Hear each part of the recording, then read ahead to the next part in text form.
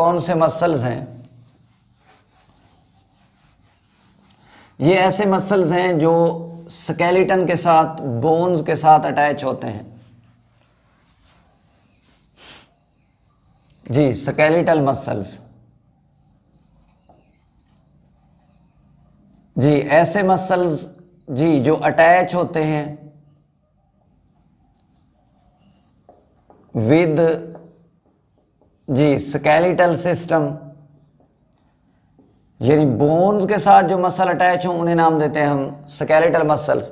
और ये डायरेक्ट नहीं अटैच होते हैं, बल्कि ये मसल बोन के साथ अटैच होते हैं कनेक्टिव टिश्यू के जरिए।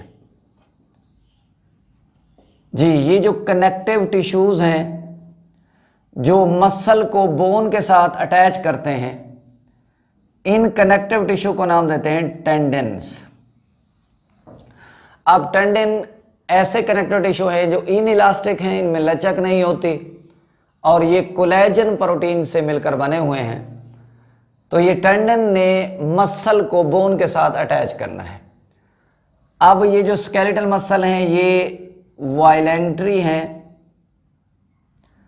यानी हमारे इरादे में होते हैं, कॉन्शियस इनकी मूवमेंट होती है और इनके अंदर लाइट एंड डार्क बैंड मौजूद होते हैं।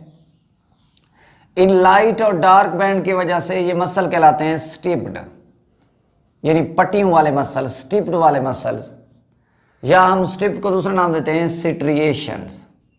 ये सिट्रिएशंस वाले मसल्स हैं। अब स्केलेटल मसल की वजह से हमारी बॉडी की जो है वो मूवमेंट होती है। अब देखना यह है कि इस स्केलेटल मसल की स्ट्रक्चर क्या है। जी, जब हम स्ट्रक्चर ऑफ स्केलेटल मसल के हवाले से बात करें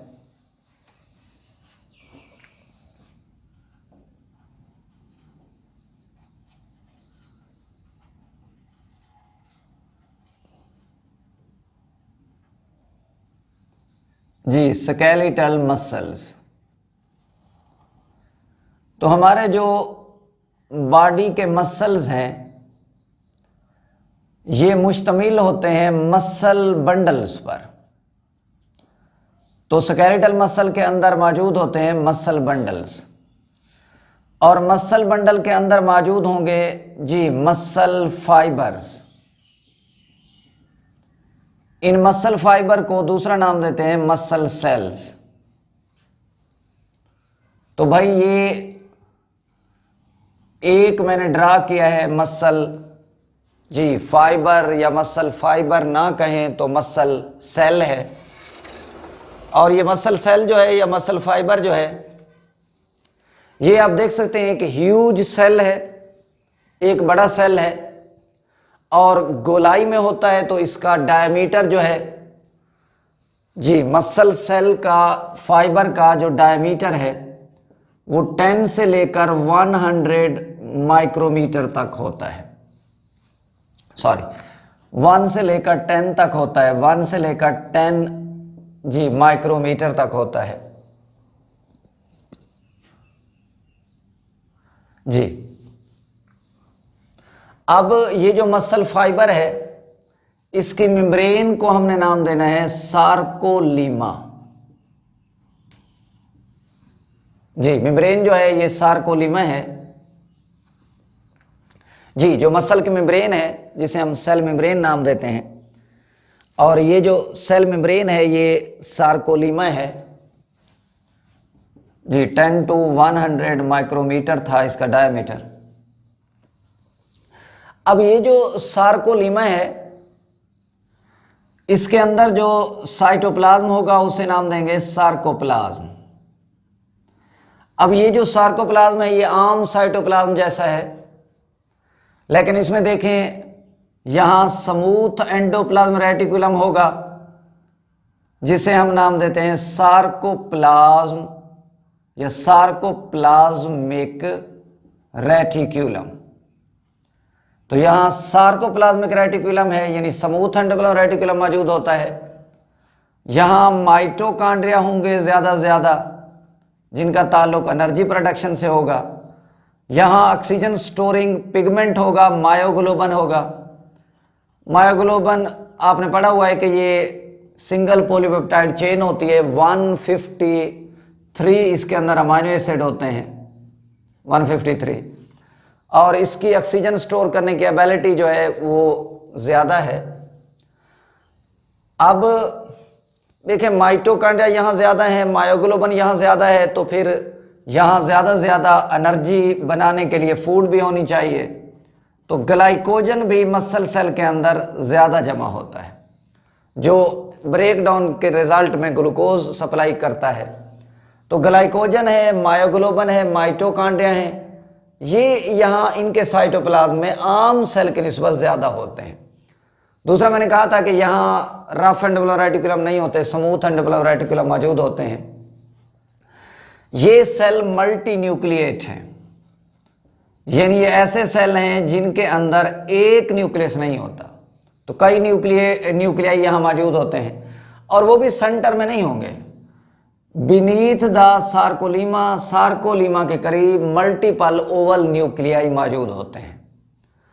अच्छा भाई, ये जो मसल फाइबर है या सेल है, इसके अंदर लंबाई के रुख अरेंज होते हैं ऐसे छोटे रेशे। अब उन रेशों को नाम देते हैं मायोफिब्रल्स। ये मायोफिब्रल्स हैं। इसका मतलब ये हुआ कि जो मसल फाइबर थे, मसल फाइबर जो 10 to 100 जी माइक्रोमीटर जिनका डायमीटर था, उनके अंदर पाए जाते हैं मायोफिब्रल्स, और इनका जो डायमीटर है 1 to 2 माइक्रोमीटर है, और ये मायोफिब्रल भी उसी तरह लंबाई के रुख अरेंज होते हैं। अब जो मायोफिब्रल्स हैं, जो देखें अंदर मौजूद हैं इस मसल सेल के, मसल फाइबर के, इन मायोफिब्रल पर पाई जाती हैं कंट्रैक्टाइल यूनिट्स। जी क्या मौजूद होती हैं शाबाश? Contractile units. और ये जो कंट्रैक्टाइल यूनिट्स हैं, ये लंबाई के रुख अरेंज होती हैं, और इनके अंदर हमें दो तरह के बैंड नजर आते हैं। इन कंट्रैक्टाइल यूनिट को नाम क्या देते हैं जी? Sarcomere. These contractile units are called sarcomeres. तो ये देख लें, ये कंट्रैक्टाइल यूनिट मैंने ड्रा की हैं, तो ये एक है, दूसरी। तो इस तरह कंट्रैक्टाइल जो यूनिट्स मौजूद हैं मायोफिब्रल्स पर, उन यूनिट्स को नाम देते हैं सार्कोमेयर्स। और ये जो सार्कोमेयर्स हैं, ये मिलकर बनी हुई हैं दो किस्म के जी बैंड से। एक को नाम देते हैं ए बैंड, दूसरे को नाम देते हैं आई बैंड। जी जो सार्कोमेयर है, इसमें दो किस्म के बैंड होते हैं, एक को नाम देते हैं ए बैंड, दूसरे को नाम देते हैं I band. A an isotropic है कि ये लाइट को पोलराइज करता है, और आई बैंड से मुराद है एसोट्रॉपिक, ये नॉन पोलराइजिंग करता है लाइट को। जी सार्कोमेयर जो कंट्रैक्टाइल यूनिट है जो मौजूद हैं मायोफिब्रल पर, यानी मसल फाइबर के अंदर, इस सार्कोमेयर में दो तरह के जी बैंड मौजूद हैं। जी एक को मैंने नाम दिया है ए बैंड, और दूसरे को मैंने नाम दिया है आई बैंड। अब देखें, मैं इनको अगर ड्रा करके दिखा दूं,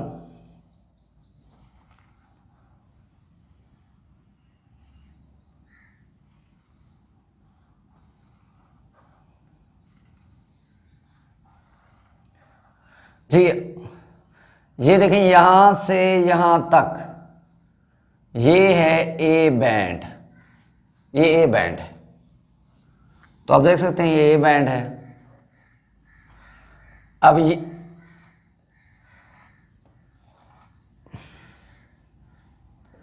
जी आगे ये वाले जो हैं इन्हें कहते हैं आई बैंड। इसी तरह ये वाले भी होंगे आई बैंड।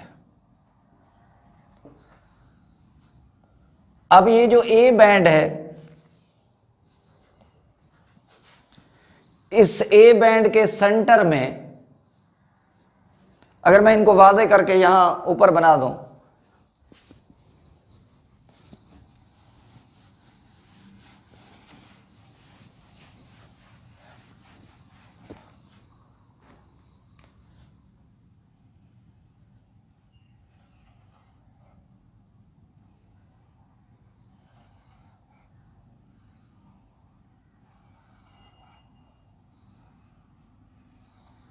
जी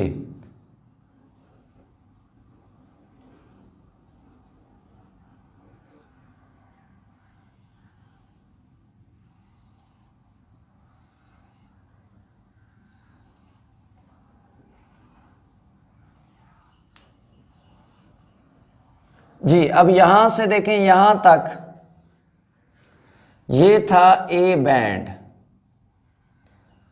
और ये वाला है जनाब आई बैंड। इसी तरह ये वाला भी है आई बैंड। तो ये ए बैंड का ये जो लाइटर स्ट्रिप है, देखें जो ए बैंड है उसके अंदर दो किस्म के फिलामेंट है, आप देख सकते हैं, थिक वाले भी हैं, थिन वाले भी हैं। तो ऐसा दरमियान वाला रीजन जिसमें सिर्फ ये थिक वाले आते हैं, ये वाला यहां से यहां तक, मैं देखो समझा दूं, अगर यहां से लेकर यहां तक ये वाला जिसमें सिर्फ थिक फिलामेंट आएंगे, मोटे फिलामेंट आएंगे, पतले फिलामेंट नहीं आते, क्योंकि ए बैंड में आप देख सकते हैं कि किनारे जो हैं उन पर थिक भी हैं और थिन भी हैं, लेकिन जो सेंटर वाला पोर्शन है, जो मिडल पोर्शन है ए बैंड का, वो आमतौर पे सिर्फ थिक फिलामेंट रखता है, मोटे फिलामेंट रखता है। और ये जो लाइटर पोर्शन है ऑफ द ए बैंड का जो ब्राइटर पोर्शन है, लाइटर पोर्शन है, इसे नाम देंगे H zone. H mean hell, hell mean bright, तो ये ब्राइट पोर्शन है। तो bright portion of the A band, यानी ए बैंड का ये सेंटर वाला जो हिस्सा है, ये एच जोन है। और एच जोन जो है मिड सेक्टेड है जी थिक लाइन से, उस लाइन को नाम देते हैं एम लाइन। तो एच जोन जिस लाइन से मिड सेक्टेड होगा, दरमियान में तकसीम होगा, उसे नाम देते हैं एम लाइन। इसी तरह जो आई बैंड है ये भी मिड सेक्टेड है एक लाइन से, दरमियान में तकसीम है एक लाइन से, इस लाइन को हम नाम देते हैं जी जी लाइन। तो ये भी जी लाइन है।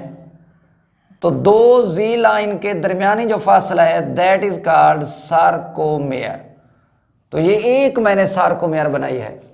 तो इसी तरह मैनी सार्कोमेयर यानी कंट्रैक्टाइल यूनिट्स मौजूद होती हैं मसल फाइबर के अंदर मायोफिब्रिल्स पर।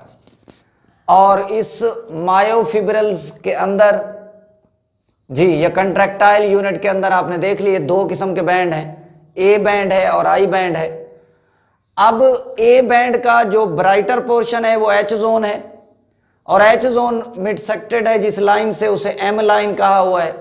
इसी तरह जो आई बैंड है ये भी मिड सेक्टेड है जिस लाइन से, उसको हमने नाम दिया हुआ है जी जी लाइन, यानी ये भी एक जी लाइन है। तो जो हर सार्कोमेयर है ये दो जी लाइन के दरमियान मौजूद होता है, और ये मसल फाइबर की कंट्रैक्टाइल यूनिट है।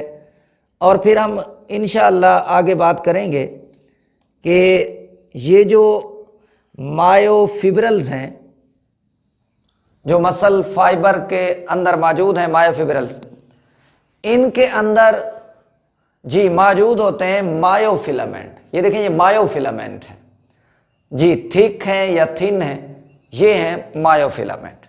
इनके हम इंशाल्लाह कल फिर बात करेंगे। अल्लाह हाफिज़।